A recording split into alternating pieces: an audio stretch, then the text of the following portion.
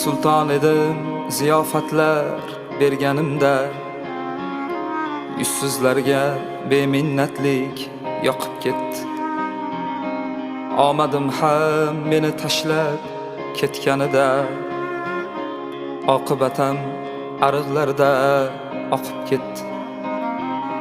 Mehrsizga ko'ngil berish xato bo'ldi.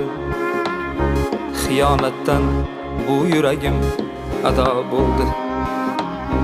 Na sevgida vafo ko'rdim, na bir do'stdan